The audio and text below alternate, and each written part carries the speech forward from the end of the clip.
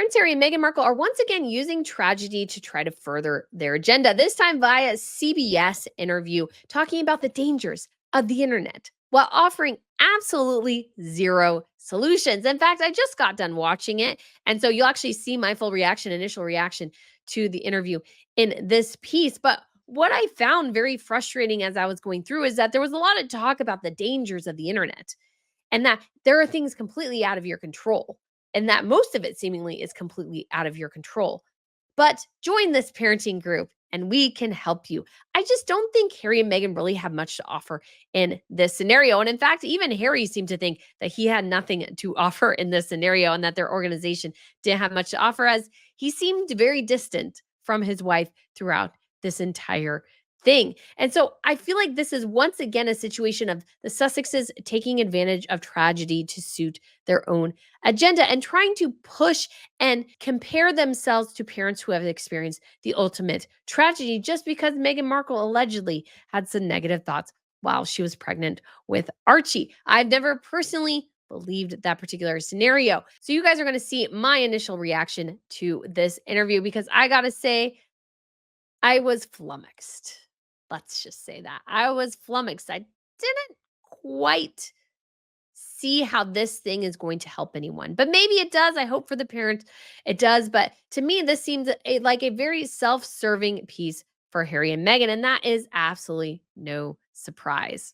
If you guys haven't been to Royal News Network before, my name is Brittany. I provide compelling royal commentary. So if you guys want to smash that subscribe button, that would be absolutely fantastic. I would love to have you back. And if you enjoy talking about all three things, Harry and Meghan, and you want to do something where I talk about this later in the video because I recorded the reaction before and now the intro, which is that if you want to have an in-person experience with other people who love royals, because yes, online is great, but there's something about meeting people in person that can help develop bond and friendships and relationships. And that's what we see when we do our tours in Europe. So we've done 3 so far. I have another one coming up in December. It's to the Christmas markets in Germany and the Czech Republic. And I was so excited for this. And we have a couple people returning for the second and even third time because relationships are born on these trips, which I think is absolutely fantastic. It's an amazing way to get to know people who enjoy kind of the same things you do, because sometimes I'm sure your relatives, friends, family get a little annoyed maybe if you want to talk about Harry and Meghan. So if you want to talk about it with other people who love discussing royals, checking out some gorgeous scenes in Berlin, Dresden, and Prague, I would love to have you join us. There'll be a link up above. So when the information first came out about this interview, I came across it actually scrolling through Twitter, and I was like, oh man, they're doing another interview. And the initial video that CBS put out, that 40-second clip, was, I feel like, both unflattering to Harry and Meghan. They look very disconnected. I went over this in a video. So this is an opportunity to see the whole thing. And now I will be totally honest, I actually haven't watched it yet. I'm actually filming this initially, then we'll film the intro later after I have watched through the video and kind of have gathered some thoughts together. Now, that may not be the greatest idea because sometimes my brain needs a bit to process, but I thought it'd be cool to do an actual reaction video because I was blessed today to go to church and not have to listen to any of this yet. And that was glorious because I'm not looking forward to this because Harry and Meghan seem to use every opportunity to supposedly bring a spotlight on a critical issue to drag the spotlight back to themselves. And it appears like this is a case in this interview as well. And I will put out a disclaimer overall. And this is just my personal opinion. You are free to believe what you want to believe. I am not telling you to believe one way or another. But my personal opinion has always been, ever since Meghan dropped the bomb in the Oprah Winfrey interview that she had contemplated perhaps ending her life while pregnant, that I have not totally ever believed her. I haven't. And that could be a terrible reflection on me, but I want to be clear here as well. Harry and Meghan have a very, very, very bad track record when it comes to the truth.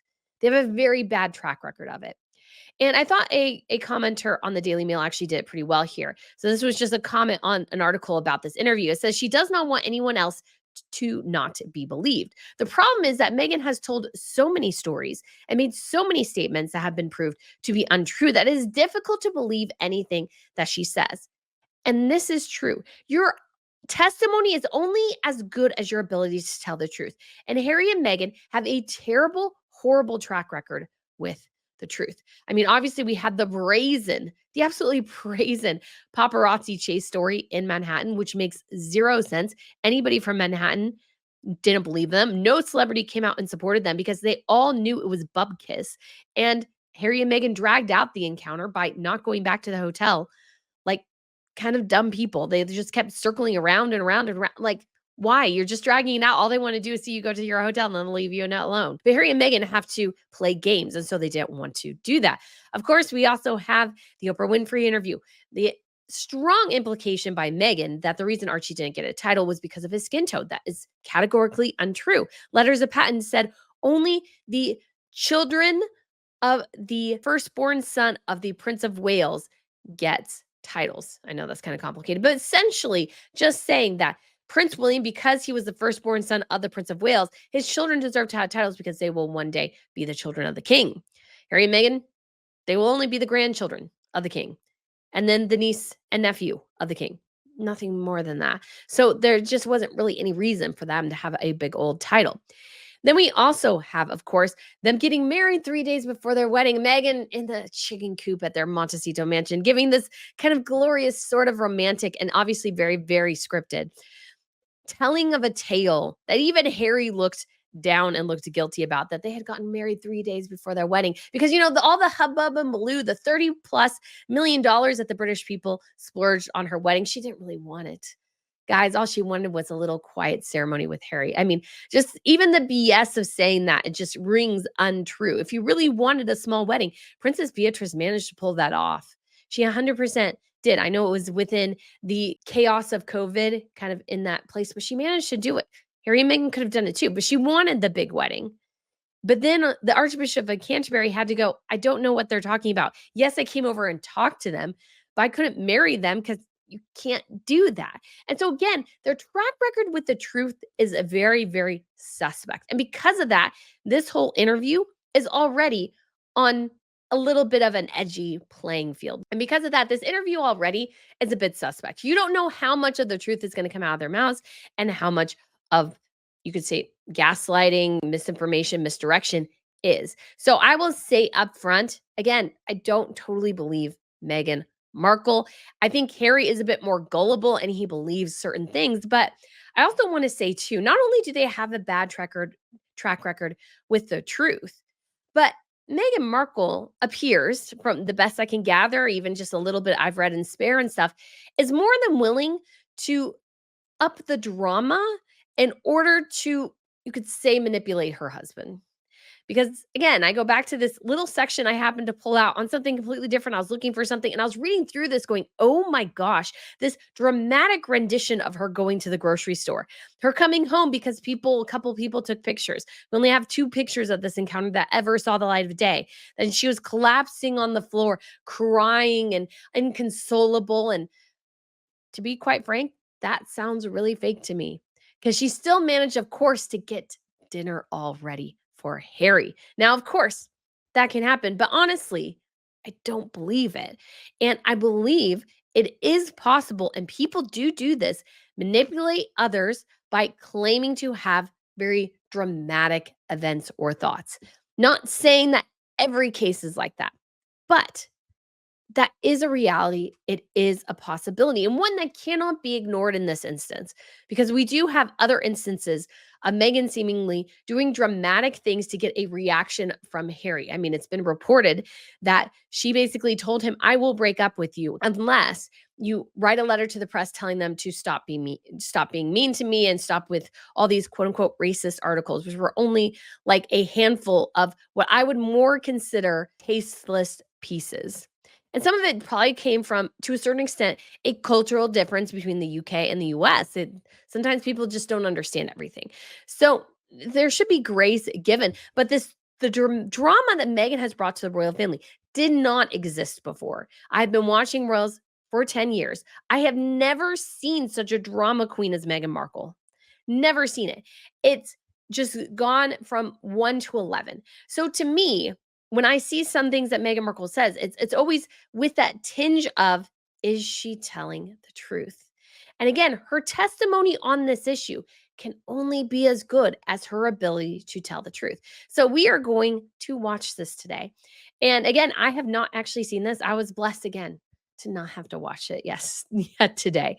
And I was kind of glad for that because it's like, it's kind of nice not to have to listen to somebody try to gaslight you for a little less than 10-minute interview.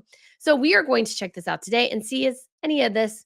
I'll give you guys my thoughts. You're, of course, welcome to your own. And again, I will say overall, I personally do not believe some of the strong implications that she's going to make, but that is just my personal opinion. That is just my personal opinion. I just want to put that out there. So I'm going to add commentary. You are free to disagree. So let's go ahead and get into this. Whew. Are you ready? I don't know if I am. As well, let's go ahead and turn up the play up speed a little bit just to get through this a little faster. All right, let's begin. The Duke and Duchess of Sussex inaugurate a new online site today that most of us will never have occasion to visit. A good thing, it turns out. Jane Pauley talks with Meghan and Harry about their undertaking and the reasons behind it. Okay, number one, the emphasis and like this whole thing, the Duke and Duchess of Sussex, a little ridiculous. I gotta say, a little ridiculous. It's just kind of obnoxious because it's like they are cosplay royals. I think the use of the titles is ridiculous. It just shows such a tastelessness on Harry and Meghan's part that they insist everybody calls them this is completely ridiculous. So, and I will be stopping about every 15 seconds or so for copyright reasons. So, yes, unfortunately, I know. On a brilliant summer day near Santa Barbara last week, a group of friends got together. They're not friends. Oh gosh, those pants look terrible on her. Those pants look terrible on her. Wow. This was not your typical receiving line. Okay, her like it looks so long. Sorry, from like the waistband down to where like the actual crease in the fabric of the legs looks terrible. Hey! The Duke and Duchess of Sussex, better known as Harry and Meghan, are definitely big huggers. They got to be big huggers. You know, Meghan's a hugger. She's a stage 4 hugger. She will hug you. And like she will chase you around and attempt to hug you in order to get this across. But Harry and Meghan aren't really friends with these people. I strongly believe, in my personal opinion, they don't really care about these people because their whole social media campaign is entirely self-serving. All they want to do is get rid of any negative comment about Meghan Markle. It's all about censorship. It's not about safety. It's about censorship, which are two different issues. Yes, sometimes it can kind of sort of overlap, but it's not really true. And again, them helping, how do they help people in this instance? The two of them are completely inept in their own personal family life. That's the thing. They are inept at their family relationships and dynamics. How on earth could they give you any decent advice on how to deal with family tragedy? These two are a catastrophic disaster with their own family. Like they are just walking disaster areas and they think they can help anybody else. They got to help themselves first. And they can't seem to do that. They can't seem to have a functional relationship with any members of their family or any member or any of his friends pre Meghan Markle. How on earth could they give these families any sort of meaningful advice? The answer is they can't, but they don't care because all they care about is serving themselves. It was a meeting of an exclusive club. Oh, it's good to meet you. And one that none of them wanted to join. And I think it's just tacky too that it's like all about, oh, the camera guy's right there. They had the other still camera guy there as well, because this again is a performance. This is not anything meaningful. It's a performance. And I hope the parents who are part of this get something out of it. But Harry and Meghan can't help you. They can't. They can't. They really cannot help you in this. And I don't know why in the world you would go to two again of obviously not, you could say, well people in some ways, but people who cannot maintain relationships with their own family. How on earth could they offer you any sort of mental health help? They can't. They can't. Most of the parents here have lost a child, directly or indirectly, as a result of exposure to online social media. Oh, golly, those pants are awful. Oh, those pants are terrible looking. Harry and Meghan are trying to give them, and parents like them, some place to turn for help. How can Harry and Meghan help? That's what I want to know. How can they help? They can't help. That's the truth. They can't help. All right, so we got to get through this little ad there here. It's called the Parents Network, in association with the couple's charitable Archwell Foundation. Unfortunately, because it's part of Archwell, it already has damaged their reputation. They'd be much better served actually giving it to somebody else rather than trying to do it themselves. Because, again, I don't trust Harry and Meghan to actually have anybody's best interest in mind other than their own. And officially launches today. Oh my gosh, I'm so happy you're here. Thank you. It's very clear, too, as well, that Meghan is going to be the focus here. It's her birthday, so she's got a party. There's also James Holt, their Archwell Foundation guy, who was with them since their days as a royal. I have no idea why he still stays with them. I would think this would be an exercise in utility almost every single time to actually have a functional thing for them, because they are so inept at most of what they do. Meghan herself knows a thing or two about online bullying. And so do her fans, because they bully other people. Yeah. Yeah. You be the change you want to see in the world. So when Sussex fans go, well, it starts with you. No, it starts with you. If you change how you react, the other side might change too. Don't you want to take the high road instead of taking the low road? But no. And don't Harry and Meghan also want to take the high road and tell people who are acting on their behalf, stop bullying others and attacking others and cyber stalking others and doxing others and everything. Harry and Meghan, again, they want useful fools. And the Sussex squad fills that role for them. They are their defenders, and they are perfectly happy to have them act on their behalf. And how do you do? And of course, her husband Harry is no stranger to that either. Okay. Stranger to what? The online bullying? Yeah, you guys get clap back. It's not bullying. Criticism is not bullying. Hate is different than criticism. Everything has been conflated, and it's wrong. We need to have different definitions. Criticism is just offering critique and evaluating what you're saying. What you're saying about how Archie didn't get a title because of his skin tone is completely and utterly wrong. Letters of patent say it. It's been that way forever. Everybody knew since the moment he was born, he would not get a title until his grandfather was king. And guess what? He still got a title. So what are you complaining about? You're just complaining because they didn't change the rules for you too. That's what their real issue was. And so again, I don't know how Harry and Meghan can help anybody in this. Or to unspeakable grief. Yes, Harry lost his mother, so I have a lot of people in the world. A lot of people have dealt with challenges. What I don't like is this constant effort as if to portray Harry as the only one who has ever experienced loss in the world. He hasn't. He hasn't. And yes, his loss was much more public than most people, but that doesn't make it any more tragic than what anybody else has experienced. And I got to say, too, it's interesting that he's leaning away from her and she's kind of sort of leaning away from him.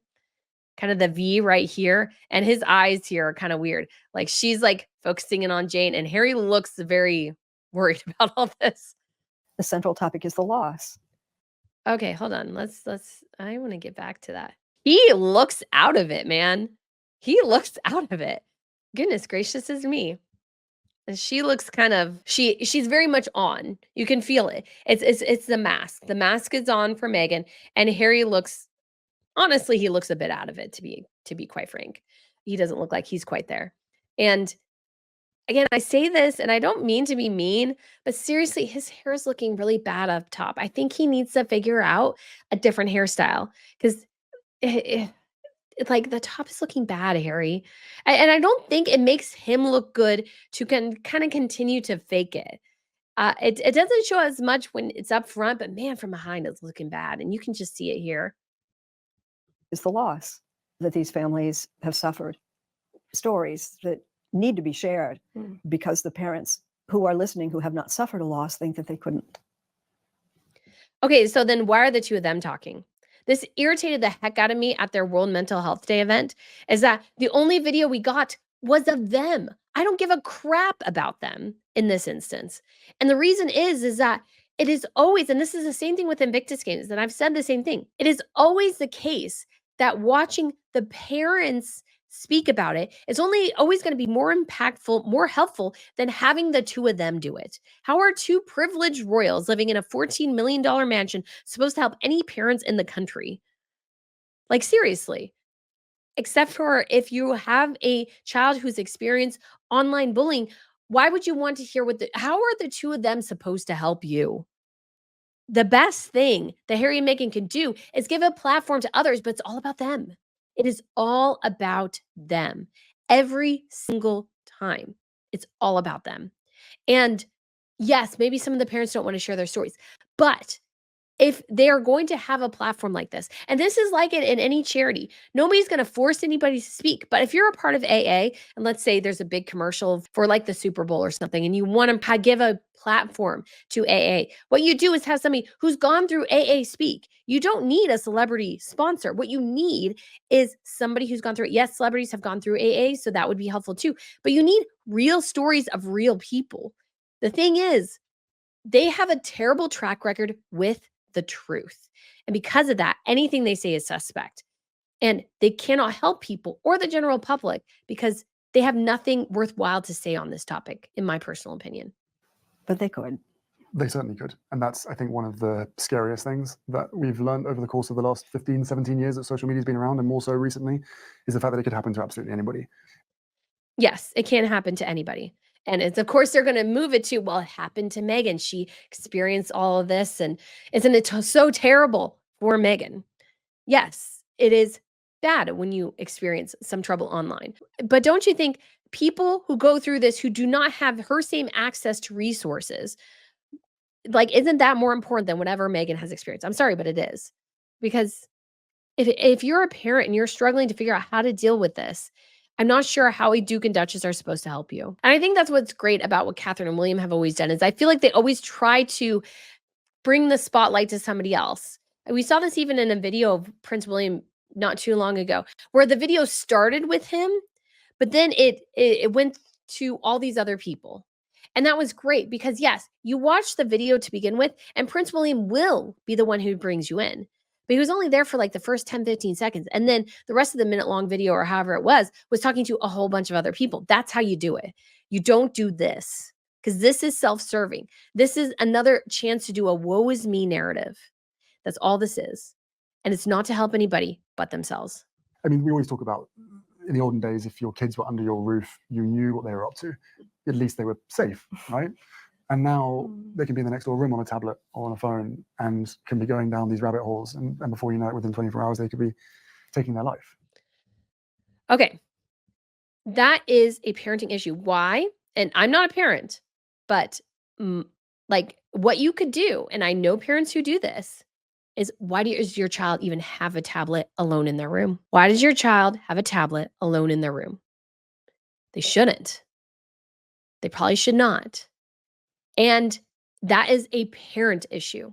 And are Harry and Meghan going to address this, or is it all bad from the media? Because I would offer it's the reverse. It's the parent's responsibility to say, hey, you can use a tablet every once in a while under my direct supervision. But once you go to your room, I take the tablet from you. I mean, even my mom, when we were growing up, like it was not really appropriate. I don't think she ever really wanted us to ever close our bedroom doors unless we were like going to sleep or something. In part because she wanted to make sure we weren't doing something we weren't supposed to be doing. And it's like a transparency thing. It's a parental thing. She would do the same thing now. Like if we were younger, she wouldn't let us have tablets alone in our room. She probably wouldn't even let us have phones alone in our room. And that is a tough decision to make because technology is so ubiquitous. And I actually had a computer in my room for a little bit when I was like in high school, maybe middle school. I can't quite remember. But the thing wasn't connected to the internet. So I couldn't go anywhere. I mean, it was an old clunker computer, but I couldn't get on the internet. So all I could do is play Free Cell. And that's what I did. I played like Free Cell and Solitaire on my computer. And you can make those kind of decisions. Those are hard decisions to make. But I don't think Harry and Meghan are going to advocate for that. They're going to blame the social media companies. But social media should only be used by adults. It's not meant for children. It's meant for adults. And so that is a choice parents have to make. And it's also their responsibility, you could say, to train their children how to engage with these kind of things. But you can also decide, hey, you know what? We're not going to do that. And parents do to great effect, probably greater effect than saying, oh yeah, have a tablet alone in your room. That was problem number one. Let your kid have a tablet alone in their room. Yes, this is going to be something that's kind of hard to monitor. I get that. But parents are able to do it. And so that's an interesting question to consider. But yes, Harry and Meghan, that's not a great place to start there. Our kids are young. They're 3 and 5. Do they have tablets alone in their room? Curious, right? They're amazing. Oh gosh. Nobody cares, Meghan, because we never see your kids, so we don't care. But all you want to do as parents. And we also don't ever see you parents. So again, your statement reflecting parenthood and your kids or whatever is mostly meaningless to us because we never see you with your children. I see people, even celebrities who don't make their children public, you see them out with their children. We never see you out with their children. Therefore, when you're talking about being parents and having kids and kids are 3 and 5 and whatever, it's like it means nothing. It really does absolutely mean nothing. Just protect them. And so as we can see what's happening in the online space, we know that there's a lot of work to be done there, and we're just happy to be able to be a part of. Well, you hope change for that good. when Yeah. So Harry looks down here. This is interesting. And again, I feel like she has her hand on his leg, but he's kind of like they're not on the same page. And we did see this before, and I've gone over this again. So let's watch Meghan's reaction. This will be in speed though, so it won't be quite as easy to notice. But she has a very bad reaction to Harry's interruption here. your children ask for help, someone is there to give it. If you know how to help. Thank you. At this point, we've got to the stage where almost every parent needs to be a first responder. Yeah. And again, she doesn't look too happy with his response and is clearly tense about the fact that he decided to interject because she's not a super big fan of his interjections, I don't think. And even the best first responders in the world wouldn't be able to tell the signs of possible suicide. Like that is the terrifying piece of this. No, that's not Harry. That is actually what they are trained to do. That is what they are trained to do. They are there to look at that. First responders, police officers, they get calls. I mean, I remember watching a call recently, not too long ago, but it was this guy and he was in a truck. He was on the side of the road. He was actually contemplating ending his life. And a cop came by and was talking to him and trying to get help to him and was able to get help because he knew how to respond to that particular situation. Because you are trained how to respond to that because you deal with those issues. But again, these two, to be honest, nincompoops. Probably don't know that because they live in their $14 million mansion and never ever seem to leave unless there's cameras following them. So you can't tell the story to everybody. People don't understand. It's something Donna and Chris Dolly know all too well. Their 17-year-old son, CJ, died from suicide after what they believe was depression fueled by social media use. okay, so again, this is complicated because social media use, like I know it's very, very hard, but don't let your kids on social media. That's kind of the answer. Like anybody you talk to who says, I gotten off all social media, they feel better. And I think it's the same with young people. And I think it's the same thing true as well with keeping certain things away from people. And it's hard to know what child is able to handle what, but that's also responsibility as a parent. It's also your responsibility personally. If you go on social media and every single time you go on social media and it depresses you, then get off social media. That's the answer. Get off social media. Because if you are on social media and you are uncomfortable and if it depresses you, then you have to control yourself. I would actually prefer it if I got off on some of the social medias, but social media is kind of my job now, so I kind of have to be on them, which kind of sort of stinks. And why are Harry and Meghan there, like giving moral support from their $14 million mansion? Have these people ever been to their $14 million mansion? I doubt it. Again, I don't really feel like Harry and Meghan can offer much to any parent on this particular situation, but I hope the parents get what they can out of this network. But your son had a demon in his bedroom. Yeah. Just a phone? Then take away his phone. I guess. So yeah. Yes, we had no idea what happened to our son. He had a beautiful car. He worked and did that. He had a job he liked. Sisters that loved him, parents that adored him. Yes. So yeah, I mean, it's complicated. It's not easy, and you can't sometimes see all the signs. But this is a really, really hard topic. But Harry and Meghan are the wrong people to be advocates for it. And he was happy. He was a happy kid. And like so many parents in their place, the Dollys say a factor in their son's depression and death was his smartphone. Okay, then if he's old enough, then take away his smartphone. Because what I have an issue with is that they want not to place the burden on sometimes what goes on in the home. They want to place the burden on the companies and change how companies do things. But what that'll inevitably result in is censorship and censorship of certain ideas. Because we have all seen this is that certain ideas get magnified and certain ideas get smashed down. And in a free market, in a free society with free speech, you should be able to say pretty much anything within certain parameters. Like, obviously, there are some horrific things. I don't know if you guys remember the stories going on about what people who worked at Facebook had to hide and how much it damaged their psyche to see some horrific things that they did. And those obviously horrific things. I won't go into details because A, this isn't the place. And B, honestly, I'm not even sure if I could say some of them and be okay. But I'm like, think of the worst of humanity, and people do post those things. 100% they do post those things on social media. Absolutely, those should be shut down, eliminated. But what happens is that if it's, well, we have to protect kids, we have to protect kids, yada, yada, yada. Well, you can't say this, you can't say that, you can't say this thing or that thing, or you can't make that analogy or whatever. It becomes something where it's more about clamping down on companies rather than a personal responsibility. And it is always dangerous to put the burden on a company or even the burden on the government or something like that to police things for you. Because, yes, there are certain things that need to be policed, obviously. And so this is kind of obviously a high level, kind of complicated discussion. But when it comes to something like free speech, we've seen this where certain ideas don't get out there because people at a company don't want them to get out there. So we had the instance recently where people did it, where they were trying to search for Donald Trump attempted assassination, and Google wasn't coming up with it because they are able to determine what information we get access to. Even Google determines what things get up to the top.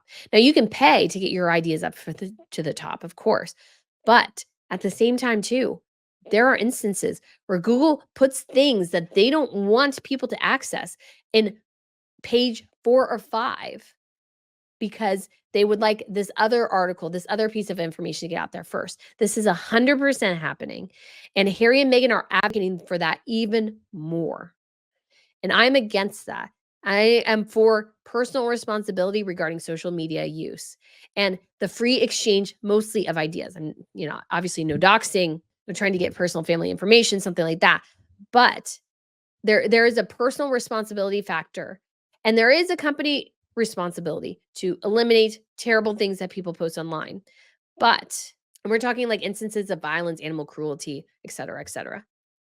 But other than that, there should be an exchange of ideas. If we don't have that, then I fear for where things go. A device designed to be so addictive that he couldn't put it down, not even in the minutes before he died. Yeah, I mean, it is addictive. But again, I have a hard time with this because, yes, the algorithms to a certain extent are designed to be addictive because they want you to stay on longer because they want you to see more ads so they can make more revenue. It's a business. It's a business. And so, again, it is your responsibility sometimes to make the decisions on, set a timer. I can only spend 10 minutes on Twitter. I should do this to myself. Spend only 10 minutes on Twitter, then ding, ding, then you take it off. Again, it's that personal self-discipline, responsibility, those sort of things that can also be factors within this, which I don't think they'll ever seem to mention. And again, I blame myself because I get down the rabbit hole. I'm playing a game on my phone for 30 plus minutes. Why? I don't know. Wasting time, wasting money potentially. I should be doing some other things. It's a personal responsibility thing. And that's what I think should be emphasized here rather than going, well, the social media companies are addictive. And so we need to change how they do things to fit us, not fit business, you could say, fit what they want in terms of Harry and Meghan. And that is, of course, censorship. He still had it in his hand, the phone. That's how addicted he was. He couldn't even kill himself without posting about it first. And like the Golly. I mean, I would like to know more about this in some ways and what other things were beyond. And so if he was so addictive and he had it in his phone, I mean, there's just, I don't, I don't know. Ollie's. It's often impossible for parents or anyone else to see that someone was so deep in despair that they'd consider taking their own life. I mean, that is really sad. But I think the same thing too is, it depends on so much of it also depends on when you give your children access to certain things. Don't let them have a phone alone in their room until they're 18. I mean, we're all addicted to our phones in some ways, but again, it's more that self-discipline that comes into play rather than what I think Harry and Meghan are going to do here. Meghan Markle has been there. So again, we're switching now to this story, which I want to know more about when it comes to this family. But no. Now we have to talk about Meghan. This family got maybe about a minute or so to chat real quick, but then now it's all about Meghan. As she told Oprah Winfrey in 2021. Look, I was really ashamed to say it at the time and ashamed to have to admit it to Harry, especially. And he couldn't do anything about it. That's the thing. He didn't know, and nobody in the royal family knew. I hate it when people on social media sometimes go, well, why didn't the royal family do anything about Meghan's mental health crisis? It's like, because they didn't know. You can't do anything about something when you didn't know. And the other thing I don't like is that this thing happened in the past, and she still wants us now to be focused on it. Oh my gosh, I'm looking right here now and seeing the ratio. 1.5 thousand likes to 4.9 thousand dislikes. Oh, that is bad. That is bad right there. So I should add my dislike to the dislike column. Anyways, so I feel like Meghan wants us to, I can't think of the term here, retroactively feel bad about what happened several years ago about things some people knew nothing about. Like, how can I retroactively be sad about something for you? That's just kind of weird. The way she sort of wants people to still feel sorry about this. So here we go. Because I know how much loss he's suffered. And again, think of the manipulation there. I know how much loss you've suffered, Harry. So I decide not to do this because she decided not to, but she told him, I thought about it, and then I remembered, what it would do to you, Harry. Think of the manipulation there. That could be all true, but it's also pretty manipulative. But I knew that if I didn't say it, that I would do it. And I just didn't want to be alive anymore. It's very vague the way she does it too. An experience that connects you to these, and an experience that connects you to these families. And I see you touch your husband's. Well, look here. She's kind of smug and he's like looking away. Oh my gosh. Wow. I'll have to do a whole thing on their body language because he's literally leaning his head away from her. I'm going to take a screenshot while we're looking at this right now because that is a look. He doesn't even look like he believes her. And he might not anymore. It's totally possible that he might know that it was complete BS. And here's the thing too. She's touching him, but he's not touching her. That's fascinating there because he should be there with his holding her hand, looking at her lovingly, but he's not reacting to her at all. So let's see if this changes, but that's a fascinating little bit. Hand in just the way I knew. So she's giddy that it's the focus has gone back to her, but he's like totally disconnected. That you would be looking after each other if I went places. But the connection that you have with people is they know you had suffered too, personally, contemplating killing yourself. But how can she, and he's still not touching her, by the way. He's still not touching her. She's kind of leaning at least her legs into him and he's kind of leaning away. But again, she maybe thought about it, but like, how can that really help you all that much now? And how can it help with a teenager? What a teenagers go through is completely different than a middle-aged woman. It's completely different. Their thoughts are completely different. Her brain is fully developed. Theirs is not. Her experience, to be quite frank, is probably pretty meaningless in this situation with the parents that they're trying to help. And as an adult, should she not also be saying to herself, and hasn't she said too, I'm not on social media because I don't want to see the negativity. So I don't understand how we're supposed to like do this whole thing together. If you're not on social media, you're not agreeing to be on social media, yet you are on social media, you're reading things. Let's see. Is what suicidal ideation was. And I'm dancing around this because she's not actually really dancing around it because people dance around it more on YouTube all the times than Jane Pauley is right now. I can see you're uncomfortable with my even even go She doesn't look uncomfortable. He does. She doesn't. She's like, yes, let me tell you about my victim narrative. Let me tell you. I want to tell you right now. He's not touching her still. This is really interesting. going there. Do you, I understand why you are, though. I wasn't expecting it, but I understand why you are because there What? Wait, let's hold on. I might have to slow it down because I missed some of that. Let's go back to regular normal speed for a second here. even going there? Do you, I understand why you are, though. I wasn't expecting it, but I understand why you are. Why wouldn't she go there? That's the whole point of this. That's the whole point of this. Why wouldn't she? Of course she would go there. This is so stupid. Every single one of Jane Pauley's questions was completely and utterly set by Harry and Meghan. Like, pretty much. They told Jane Pauley exactly what they wanted to talk about. And so, like, this idea that maybe Jane Pauley switched it around a bit and put a bit more focus on Meghan, sure, but she looked like she was eating it up 5 seconds ago. So she's dying to talk about this. Because there is a through line, I think. And when you've been through any level of pain or trauma, Okay, I think his eye line right there, look, his eye line is above her head. He's not even looking at her. Whoops. Okay, let's see. He's not even looking at her. It's just, yeah, it's just wild. Let's see. Is this better? Sorry, guys. Ah, that's better. So sorry. Let's keep going. But yeah, his eye line right here is above her head. And he's not, again, touching her. You almost get the sense that things are kind of crashing and burning. Because I would think this is a traumatic incident for both of them. Should he not also be interested in holding her hand? Why is she only holding his hand? I believe part of our healing journey, certainly part of mine, Okay, so she says our healing journey, and he looks down. And now this could be because he's embarrassed by the whole situation in terms of that she even had those thoughts. But I also think it's fascinating that his body language is completely shut off from hers. It's completely shut off from hers. And she's obviously going to go on some sort of soliloquy about healing and everything. But I don't understand quite how it's healing. The healing thing is that she got him to leave the royal family. That was the healing thing. is being able to be really open about it. But she hasn't been open about it, really. She's been vague. She's been incredibly vague about it. And I haven't really scraped the surface on my experience.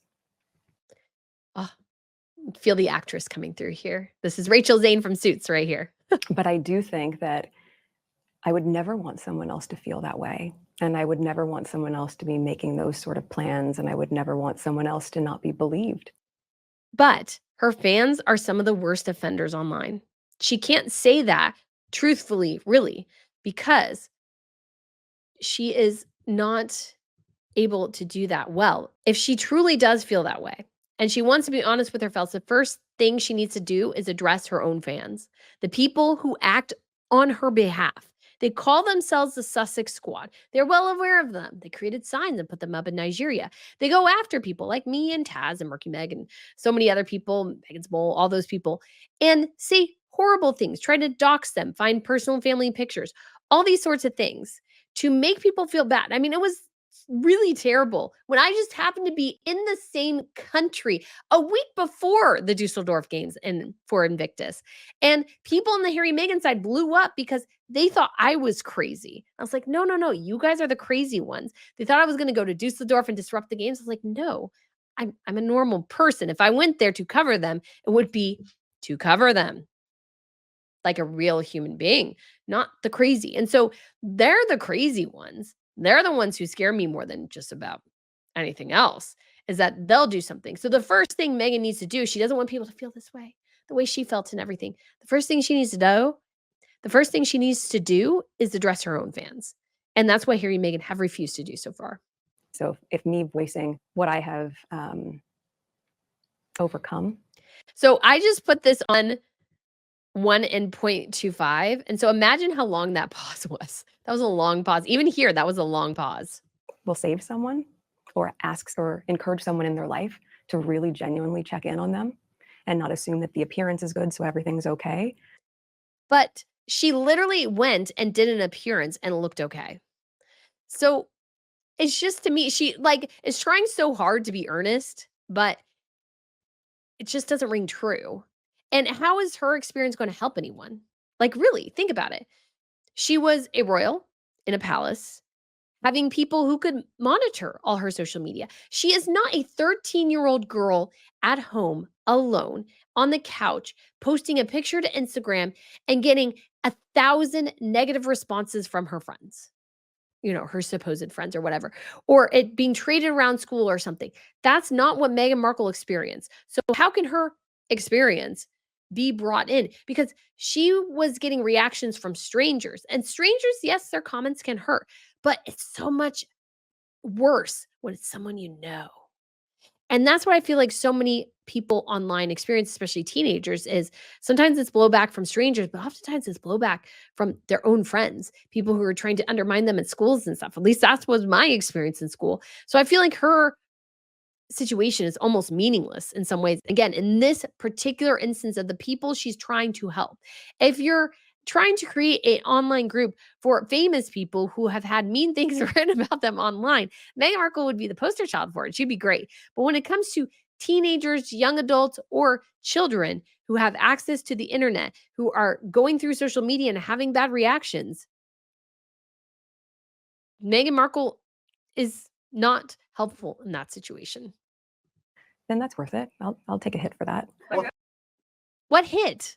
What hit? The hit that's gonna tell her that she's not helpful in this situation? Like, what hit is she gonna take? She takes hits because she's a hypocrite, that she has been caught in multiple, you could say, lies, misstatements, those sorts of things, that she has been known to try to gaslight the public. So those are the things that she gets hit for, not because of her experience, although she does get hit for her experience because she has done those gaslighting things, and so people don't believe her. That's why. What does it say? This in person gathering was just for the launch. The Parents Network will meet mostly online. Okay. Let me get this straight. You're creating a group of people who can help each other because something terrible has happened to their child via the internet. And your solution is to create a group via the internet. Does anybody not see the irony there? Does anybody not see the irony there? And golly, Harry looks so uncomfortable in most of this, and she looks giddy as a clam. Anyways, do you not see the irony? Because the truth is here, we actually talked about this in church today, is how disconnected we have become. Social media has in some ways tried to replace that personal connection, but we need that personal in-person connection. I love all you guys online. It's awesome to have such a fantastic audience. I know that you guys, we might seem like friends, but until we meet in person, we can't truly be friends because we haven't had a chance to interact with each other. And I think there is something to that personal thing. I think it would be so much more helpful to have individual groups in different cities and states or whatever that can meet and discuss these issues because you have big cities where you can meet and discuss. I think to create a organization that's supposed to help families who have experienced violence online by creating groups online is the epitome of irony. Because things can happen online there too between the parents. Isn't it so much better, such a better idea to have people meet each other in person and to make that a big focal point, trying to get different chapters, but that would require work. And Harry and Meghan don't like work. And honestly, again, they don't really care. If I was creating this organization, I would focus on getting in-person groups, doing activities together to help heal, not, well, I know your child had suffered with comments and emails online. So what we're going to do is create a group where you do comments and emails online. Like, what? But group facilitator Leora Wolf-Prusan says the important thing is what the group will talk about. We're going to stop. Well, what are they going to talk about? Like online? Again, I have a hard time with the online idea here. I think the online idea here is a mistake for this kind of group. Expecting you to be done with your grief in a year. We're going to stop telling you that we're tired of hearing the stories of internet harm. Like, we will say your kid's name over and over again because they existed and they mattered. Why don't you do that with people you know? I don't understand. Like, can you not do that? And again, I think there's a personal component here where you need people who've gone through the same thing. But at the same time, too, I think it's so weird that it's like, well, we need somebody to say your child's name. Well, don't their family and friends want to do that too? Or are they just grieving in different ways? I just don't quite get the future here. But maybe, again, that might be just me. And that we know that it wasn't your fault. That's it, right? It wasn't your fault. This happened to you. And now we as a community get to create something with you. I think there's a danger, though, there. And again, I have not a personal experience, so this is just me. Again, you don't want to blame people. But I don't think it's always necessarily a good idea to just go, well, I had nothing to do with it. So it happened to me. I had no factor in it because all of our decisions have reactions. And so I think it's important just for your personal healing to understand, or at least me, understand where did I go wrong? Because not to blame, but to provide answers or to provide guidance. That's the thing. What they're missing is if you can figure out what decision maybe you made that led your child down a road that you didn't anticipate, why not learn from that and share that with other people? Like the best thing you can do is share your knowledge. Like, why would you do that? I don't understand because that would be what I would like. Because I always want to look at things and what did I do wrong? Like starting this channel, what did I do wrong? I wish I had 12 videos of different things lined up. I still probably wouldn't have been able to get more videos after that point. But I wish I had a catalog of things ready before I took the channel live. Even the fashion channel, I wish I had more ready for the fashion channel before making that one live, so I could pick up with things later because I learned something. And when you learn something, you can give that advice away to somebody else. What that tells me is they're not learning anything from this. That's what it tells me. Now I could be totally wrong. That could be like a bad conclusion. But to me, the idea of you did nothing wrong, this happened to you, don't it's all like the internet's fault. I think that that's only part of the picture. I think to develop the whole picture and to help other people, truly help them, you need to develop a broader picture than that. Is that terrible of me to say? Maybe, maybe not, but think I think there would be greater help if they evaluated and go, "Oh my gosh, we shouldn't have let our child have their phone alone in their room." I would tell anybody in the world, don't let your child have their phone alone in their room. Don't let your child do that. Don't let them have a tablet without you watching. I feel like that would be so helpful to parents because they could go, well, I let my child have their phone. They were in their room. Something terrible happened. And so now all I wish I could do was set up a rule where I took the phone every night. It was kept in my room. My child didn't get access to it. And because of that, that is what I would tell every parent in the world. Knowing that we're helping others, and even if that saves one kid and one family's heartache, that's enough. And these are some of the group's charter members. Taj and Celine Swanson Jensen, whose son Tanner died from an overdose of drugs, pushed online. Okay, so now we're getting into different things.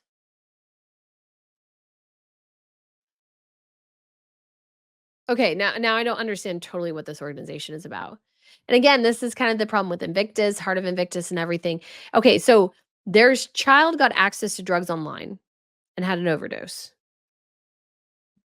That's different than social media use being a harm.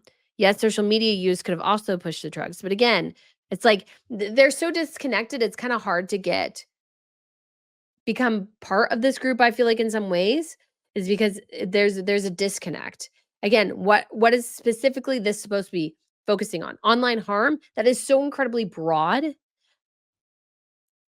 It's so incredibly different for a child to decide to end their own life compared to a child who got access to drugs. Like those are totally different situations, I feel like. So I just don't know. England was the youngest of. She was the youngest, 14 years old. Brandy and Tony Roberts, who lost their daughter England to suicide after online bullying. Yeah. I mean, that's I thought was more of where the focus was going to be. And again, when that happens, especially if it's happening from people they know, it's totally different than strangers. But again, at the same too, when you're so young, your brain is not fully developed. And so you're not able to shield yourself in some ways from certain things as you are, I feel like, more somewhat when you're an adult. And Perla Mendoza, whose son Eli died when a painkiller he bought online was actually a lethal dose of fentanyl.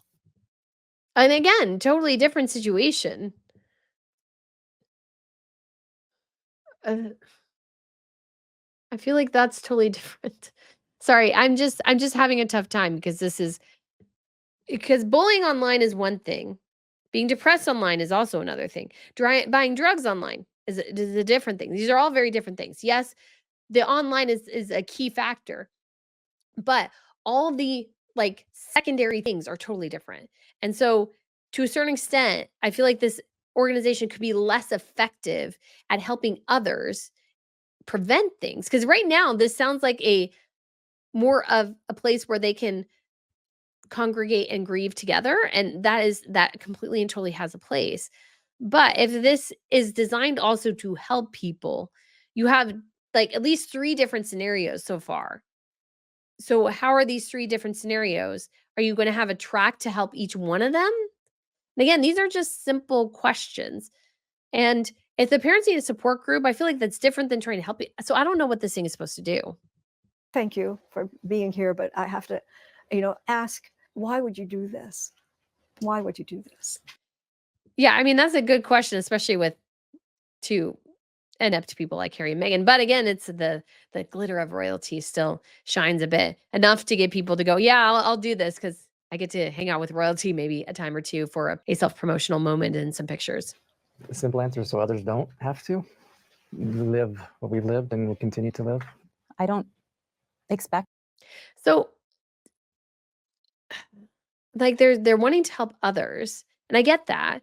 But also too, this is I feel like this is so vague that I'm not really getting much of how they're going to really help people. Anything from anyone. This is just a labor of love in honor of my son and all the other children that have lost their lives to fentanyl. Okay, fentanyl is different than online bullying. So these are 2 different things. And is there going to be tension between the parents who lost their child to bullying, parents who lost their children to a drug overdose? Like this, I feel like there's a danger here of this not working. This is for the mother who cannot get out of bed, for the dad that won't leave his house. I stand here for them too. That's very sweet. That's very sweet. I hope that one day when it's my turn to go home, I'll see my son and he'll tell me, good job, mama.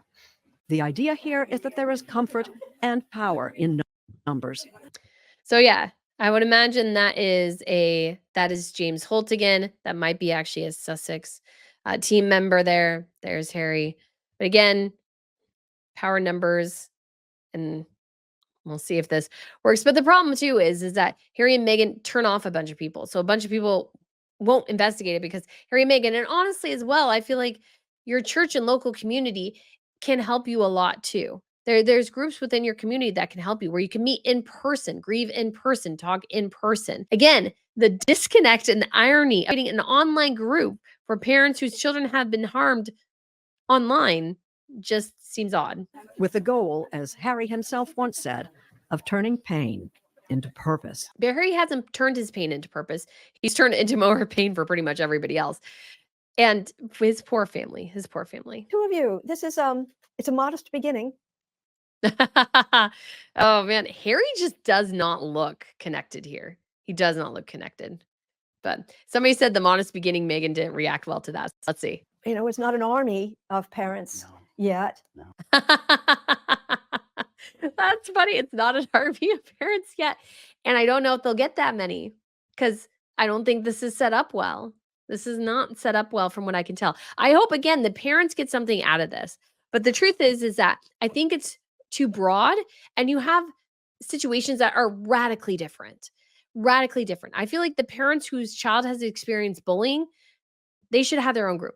The parents whose child was maybe depressed and they don't really know what happened, like these parents, I feel like they just have no clue what happened. It should be a different category. And then you have the children who ordered drugs online, who died of overdoses or fentanyl poisoning or whatever. That's another group. Again, these are all very different scenarios, and I think could be conflicting as well. But what are your ambitions? I think you have to start somewhere. I think you have to start somewhere. Yeah, because you have like, 6 parents there. So they're starting something new. Uh-huh. Uh-huh. And again, I just don't know how far any of this will go. I think the simplest thing that anyone watching this or anyone who's able to make change. Okay, Harry is totally disconnected from her. He is leaning away from her in this entire interview. Like he knows this is BS. I think he does. So look at it through the lens of what if it was my daughter? What if it was my son? But she didn't experience anything remotely like these kids did. So like somewhat, very vague, but she's also a fully grown adult. They were children. Different, very different. Or young adults. Maybe brain's not fully developed. Her brain was fully developed. So again, totally different. My son or my daughter who comes home, who are joyful, who I love, and one day, right under my roof, our entire lives change because of something that was completely out of our control. But was it? I don't like this idea. And again, there are things that are out of your control 100%. But, if I didn't want to do this forever and I wanted to, let's say, have a more private life, I could just leave. Not that I'd really want to, because I do enjoy this. But if it became too much, if I found that my mental health was suffering, then you can back away. The thing is yes, there's aspects of the internet that are not within your control, but you are in control of you. So if you decide that you don't want to do X anymore, walk away. Walk away. Just talked to somebody today. She's like, I deleted all my social medias. It's the best thing I ever did. Bravo. Congratulations to you. I know there was a guy who uses, instead of a smartphone, uses sort of an old, just not really analog, but a phone that basically can call and maybe have as a map. That's it. And maybe has a game or two. There's nothing else on the phone because it eliminates a distraction from him. You can make individual choices. I don't like this idea that this is completely out of your control because it's not. If you make the decision to get online, there are consequences to that. And I knew when I went online, one of the reasons why I didn't really, let's say, and I'm glad I didn't explode too much before leaving a job, is because I didn't want people from the Sussex squad to start calling my place of work. Since I don't work anywhere except for by myself, then I don't really have to worry about that. And I was genuinely worried that people would figure out where I worked and start harassing the people I work for, and then I would get in trouble with higher ups or whatever. And so I eliminated that by deciding to go full time. And so when I did that, then when the whole thing with the Dusseldorf games or whatever erupted, then I was protected. But I knew that was a risk. I always knew that was a risk. And I was genuinely worried about that. I was genuinely worried about that. And I knew that was a risk, and that's a risk that you have to take, and you have to know whether or not you can live with that. That's the question. Can you live with it? If you can't live with it, then that's a different question. But that it's totally out of your control, I think sends also a terrible message to parents, telling them, well, if something happens online, it's not in your control. A good portion of it might be within your control. There's a terrible, terrible, horrible message to give out there is that, oh, it's not in your control. It's not in your control. Something can happen. It's not in your control. Those things do happen, but there's also a lot in your control too. And it requires personal choices. Sometimes those are tough choices, but there are personal choices there. And if you look at it through the lens as a parent, there is no way to see that any other way than to try to find a solution. But trying to find a solution, I feel like begins with taking accountability for maybe some of the decisions you made. Now, again, I'm not a parent, I'm not telling anybody how to parent, but what I am saying is that our decisions do matter, our choices do matter. But Harry and Meghan overall never want to take accountability for any of their choices. They don't. They don't. They want everybody else to. They want everybody else, you could say, almost to suffer because they don't want to take responsibility for decisions that they have made. And that is reflected in this interview. She says basically, well, there are things just out of my control, completely out of your control. But when it comes to the internet, that's not necessarily the case. There's a decent amount within your control. You can get offline if you want to. If you want your children offline, you can make that decision. You can also make the decision to put them online. I've actually been listening to a couple of podcasts recently on YouTube, people talking about how kids are exploited online via the family YouTube channels. And I get that. I mean, it's also the parents' decision to, you could say, allow their child to be exploited. And if the reality is that the children sometimes are exploited. It is complicated. And I realize there is no easy answer to this. There is 100% no easy answer. But what I know for sure is that the answer in this situation is not Prince Harry and Meghan Markle. I did not see anywhere there where they offered any firm, concrete advice to anyone. They basically just said, well, it's out of your control. And so we hope to help somebody, but if everything is out of your control, how can you help somebody if there's no control to be had, if there's no lessons to be learned?